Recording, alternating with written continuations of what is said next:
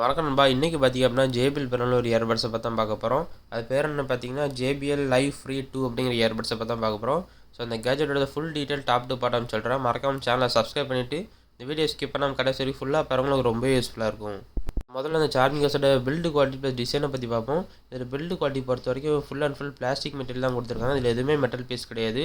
Plastic material பார்த்திங்க அப்படின்னா நல்லா ஸ்ட்ராங்கான ஹார்ட் குவாலிட்டியான பிளாஸ்டிக் மெட்டீரியல் தான் கொடுத்துருக்காங்க. அதே போல் சார்ஜிங் கேஸோட டிசைனை பார்த்திங்க அப்படின்னா நல்லா ஃப்ளாட் ஷேப்பில் கொடுத்துருக்காங்க. இது வந்து ஒரு வித்தியாசமான டிசைனாக நல்லா ஃப்ளாட் ஷேப்பில் கொடுத்துருக்காங்க. சைஸும் பார்த்திங்கன்னா ரொம்ப குட்டியாக அழகாக அவங்க உள்ளங்கையில் வச்சு முடியலாம் அவ்வளோ காம்பாக்டாக கொடுத்துருக்காங்க. அதே போல் சார்ஜிங் கேஸோட ஃப்ரண்ட்டில் பார்த்திங்க அப்படின்னா LED இண்டிகேட்டர் கொடுத்துருப்பாங்க. ஸோ நீங்கள் அது மூலமாக சார்ஜிங் கேஸில் எவ்வளோ சார்ஜ் இருக்குன்னு சொல்லி நீங்கள் அழகாக கண்டுபிடிச்சிக்கலாம். அந்த LED லைட் எப்படி ஒர்க் ஆகும்னு பார்த்தீங்கன்னா இதில் வந்து 3 லெவலாக ஒர்க் ஆகும். லெவல் 1, லெவல் 2, லெவல் 3ன்னு சொல்லி 3 லெவலாக ஒர்க் ஆகும். ஸோ நீங்கள் அது 3 லெவல் மூலமாக எவ்வளோ சார்ஜுன்னு சொல்லி நீங்கள் ஈஸியாக தெரிஞ்சுக்கலாம். அதே போல் சார்ஜிங் கேஸோட மூடி ஓப்பன் பண்ணி பார்த்தீங்க அப்படின்னா உள்ளே 2 இயர்பட்ஸ் கொடுத்துருப்பாங்க. ஸோ 2 இயர்பட்ஸுமே பக்கத்தில் பார்த்தீங்க அப்படின்னா L6ன்னு சொல்லி கொடுத்துருப்பாங்க. லெஃப்ட்டுக்கு L, ரைட்டுக்கு Rன்னு சொல்லி கொடுத்துருப்பாங்க. ஒரு சில இயர்பட்ஸில் பற்றி இது கொடுத்துருக்க மாட்டாங்க. இதில் பார்த்தீங்க அப்படின்னா ரெண்டும் கரெக்டாக கொடுத்துருக்காங்க. ஏன்னு சொல்லி பார்த்தீங்கன்னா இப்போ நீங்கள் யூஸ் பண்ணிவிட்டு கன்ஃபியூஷன் இல்லாமல் இயர்பட்ஸை வந்து சார்ஜிங் கேஸில் ரிட்டன் பேக் வைக்கும்போது எந்த ஒரு கன்ஃபியூஷனும் இல்லாமல் லெஃப்ட்டில் உள்ள Lலையும் ரைட்டில் உள்ள Rலையும் சொல்லி கரெக்டாக வைக்கிறது தான் அந்த L6ன்னு சொல்லி மென்ஷன் பண்ணியிருக்காங்க. அதே போல் சார்ஜிங் கேஸில் உள்ளே பார்த்தீங்க அப்படின்னா 2 கோல்டு கலரில் பின் மாதிரி இருக்கும் அந்த இயர்பட்ஸ் வைக்கிற இடத்துல. அது எதுக்குன்னு சொல்லி பார்த்தீங்கன்னா அது மூலமாக தான் இயர்பட்ஸ் வந்து சார்ஜிங் கேஸில் வந்து சார்ஜ் ஆகும். ஸோ ஒரு சில டைமில் நிறைய இயர்பட்ஸில் பார்த்துருக்கேன் அது ரொம்ப நாள் யூஸ் பண்ணிவிட்டு திரும்ப இயர்பட்ஸ் வந்து சார்ஜிங் கேஸில் வைக்கும்போது ஒரு சில நேரம் சார்ஜ் ஆகாது.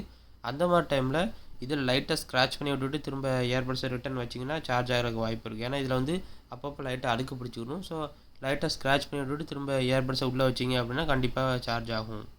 அதே போல் அந்த இயர்பட்ஸை கையில் எடுத்து பார்த்தீங்க அப்படின்னா இதில் வந்து ஸ்டெம்ப் கொடுத்துருக்க மாட்டாங்க. ஸ்டெம்ப் இல்லாமல் குட்டியாக அழகாக காம்பாக்டாக கொடுத்துருப்பாங்க. ஸோ உங்கள் காதில் வச்சுருக்கிறதே தெரியாது அவ்வளோ காம்பாக்டாக கொடுத்துருக்காங்க. அதே போல் சின்னதாக இருந்தாலும் இதில் வந்து 6 மைக் கொடுத்துருக்காங்க. லெஃப்ட் இயர்பட்ஸில் 3 மைக் கொடுத்துருக்காங்க. ரைட் இயர்பட்ஸில் 3 மைக் கொடுத்துருக்காங்க. மொத்தம் 6 மைக் கொடுத்துருக்காங்க. அதே போல் இந்த இயர்பட்ஸோட ஃப்ரண்ட்டில் பார்த்தீங்க அப்படின்னா JBL உங்களோட பிராண்ட் சிம்பில் முத்திரை குத்திருக்காங்க. ஸோ அதே பிளேஸில் பார்த்தீங்க அப்படின்னா டச் கண்ட்ரோலும் கொடுத்துருக்காங்க. இதில் வந்து பட்டன் கண்ட்ரோல் கிடையாது, டச் கண்ட்ரோல் தான் கொடுத்துருக்காங்க. டச் கண்ட்ரோலும் பார்த்திங்க அப்படின்னா நல்ல குவாலிட்டியான சென்சிட்டிவான டச் கண்ட்ரோலாக கொடுத்துருக்காங்க. அதே போல் அந்த இயர்பட்ஸோட ஃப்ரண்ட்டில் பார்த்தீங்க அப்படின்னா சிலிக்கான் டிப் மாட்டுற மாதிரி சிலிக்கான் டிப் கொடுத்துருக்காங்க.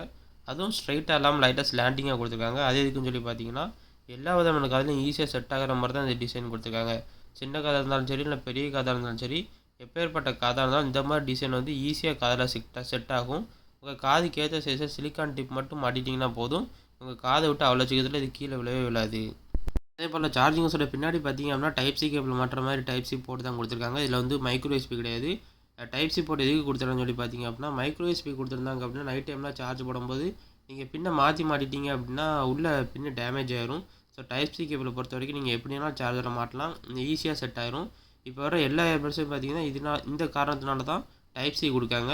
ஸோ மக்களும் டைப்-C தான் விரும்புகிறதுனால இதுலேயும் பார்த்தீங்க அப்படின்னா டைப்-C கேபிள் மாற்ற மாதிரி தான் கொடுத்துருக்காங்க. நீங்கள் புதுசாக வாங்கும்போது பாக்ஸ்குள்ளே பார்த்தீங்கன்னா நல்ல குவாலிட்டியான டைப்-C கேபிள் வந்து கூடவே கொடுத்துருவாங்க. அதே மாதிரி நான் முதல்ல சொன்ன மாதிரி இதில் வந்து 3 மைக் கொடுத்துருப்பாங்க. அந்த 3ல் ஒரு மைக் பார்த்தீங்க அப்படின்னா ANC மைக்காக கொடுத்துருக்காங்க.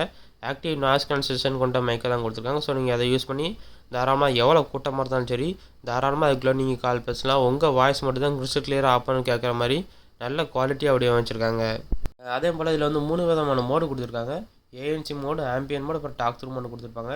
ANC மோடுனா ஆக்டிவ் நாய்ஸ் கேன்சலேஷன் மோடுன்னு சொல்லுவாங்க. அது எதுக்குன்னு சொல்லி பார்த்தீங்க அப்படின்னா இப்போ நீங்கள் பஸ்ஸில் ட்ராவல் பண்ணும்போது இல்லைன்னா ட்ரெயினில் ட்ராவல் பண்ணும்போது சுற்றி கூட்டமாக இருக்கும், ரொம்ப சவுண்டாக இறைச்சலாக இருக்கிற டைமில் நீங்கள் புக்ஸ் படிக்கணும்னு நினைப்பீங்க, இல்லை அமைதியாக தூங்கணும்னு நினைப்பீங்க. அந்த மாதிரி டைமில் நீங்கள் நாய்ஸ் கேன்சலேஷன் மட்டும் ஆக்டிவேட் பண்ணிட்டீங்கன்னா போதும், சுற்றி எந்த ஒரு சவுண்டுமே உங்கள் காதில் கேட்காது. நீங்கள் ஒரு தனி உலகத்தில் இருக்கிற மாதிரி இருக்கும்.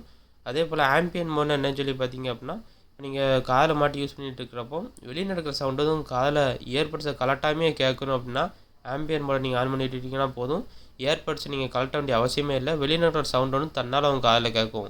அதே போல் டாக் த்ரூ மோடு என்னன்னு சொல்லி பார்த்தீங்க அப்படின்னா நீங்கள் யூஸ் பண்ணிகிட்டு இருக்கிறப்போ யாராவது அவங்கள்ட்ட வந்து பேச வராங்க, அந்த மாதிரி டைமில் நீங்கள் அவங்கள்ட்ட பேசினீங்கன்னா போதும், நீங்கள் கேட்டுட்டு இருக்கிற பாட்டு வந்து ஆட்டோமேட்டிக்காக வால்யூம் டவுன் ஆயிரும். ஸோ கொஞ்சம் நேரம் கழிச்சு நீங்கள் பேசுகிறத ஸ்டாப் பண்ணிட்டீங்கன்னா ஆட்டோமேட்டிக்காக வால்யூம் வந்து இன்க்ரீஸ் ஆயிரும். அதான் பார்த்தீங்கன்னா டாக் த்ரூ மோடாக கொடுத்துருக்காங்க. அதே போல் சார்ஜிங் கேஸோட பேட்டரி பேக்கப் பற்றி பார்ப்போம். இந்த சார்ஜிங் கேஸ் வந்து நீங்கள் ஒரு தடவை ஃபுல் சார்ஜ் பண்ணிட்டீங்க அப்படின்னா போதும் 35 ஹவர்ஸ், அதாவது 35 மணி நேரம் வரைக்கும் கண்டினியூஸாக நீங்கள் யூஸ் பண்ணிக்கலாம். அதே நீங்கள் இயர்பட்ஸை மட்டும் தனியாக காதில் வச்சு பாட்டு கேட்டிங்க அப்படின்னா 7 மணி நேரம் வரைக்கும் நீங்கள் கண்டினியூஸாக யூஸ் பண்ணிக்கலாம். அதே போல் இதில் வந்து ப்ரொடெக்ஷன் ரேட்டிங் என்ன கொடுத்துருக்காங்கன்னு சொல்லி பார்த்தீங்க அப்படின்னா IPX5 கொடுத்துருக்காங்க. IPX5 வாட்டர் ரெசிஸ்டன்ட் கொடுத்துருக்காங்க. நீங்கள் அது மூலமாக தாராளமாக ஜிம்மில் ஒர்க் அவுட் பண்ணும்போது சரி, இல்லை சைக்கிளிங் பண்ணும்போது, இல்லைனா ஹெல்மெட்டில் மாட்டிட்டீங்க அப்படின்னா அந்த எவ்வளோ பெரிய வேர்வை தண்ணி பட்டாலும் இந்த இயர்பட்ஸ் வந்து எதுவுமே ஆகாது. அதே போல் லைட்டாக மழை பெஞ்சிட்டு இருக்கிறப்ப கூட நீங்கள் வெளியே யூஸ் பண்ணி விளையாடலாம். இந்த இயர்பட்ஸ் வந்து எதுவுமே ஆகாது. அதே போல் சார்ஜிங் ஹவுஸோட பேட்டரி சார்ஜ் ஆகிறதுக்கு எவ்வளோ நேரம் எடுத்துக்கிறோம்னு சொல்லி பார்த்தீங்க அப்படின்னா 2 மணி நேரம் எடுத்துக்கிறோம். ஸோ நீங்கள் 2 மணி நேரம் சார்ஜ் போட்டிங்க அப்படின்னா ஃபுல் சார்ஜ் ஆயிரும். அதே போல் சார்ஜிங் ஹவுஸில் வந்து ஃபாஸ்ட் சார்ஜும் சப்போர்ட் பண்ணுறதுனால நீங்கள் வெறும் 15 நிமிஷம் சார்ஜ் போட்டால் போதும் 4 மணி நேரம் வரைக்கும் நீங்கள் கண்டிப்பாக யூஸ் பண்ணிக்கலாம். சப்போஸ் எமர்ஜென்சி பர்பஸ்க்கு பஸ்ஸில் போயிட்டுருக்கீங்க, அந்த மாதிரி டைமில் சார்ஜ் இல்லை அப்படின்னா நீங்கள் வெறும் 15 நிமிஷம் சார்ஜ் போட்டிங்கனாலே போதும் 4 மணி நேரம் வரைக்கும் நீங்கள் கண்டிப்பாக யூஸ் பண்ணிக்கலாம். அதே போல் சார்ஜிங் ஹவுஸோட வெயிட்டை பார்த்தீங்க அப்படின்னா 43 கிராம் கொடுத்துருக்காங்க. அதே இயர்பட்ஸோட வெயிட்டை பார்த்தீங்க அப்படின்னா 4.9 கிராம் கொடுத்துருக்காங்க. ஒரு இயர்பட்ஸோட வெயிட் வந்து 4.9 கிராம் கொடுத்துருக்காங்க. அதே போல் அதோட ப்ளூடூத் வெர்ஷன் பார்த்தீங்க அப்படின்னா ப்ளூடூத் வெர்ஷன் 5.2 கொடுத்துருக்காங்க. ஸோ கனெக்டிவிட்டி ரேஞ்ச் பார்த்தீங்கன்னா 10 மீட்டர் டிஸ்டன்ஸ் வரைக்கும் கொடுத்துருக்காங்க.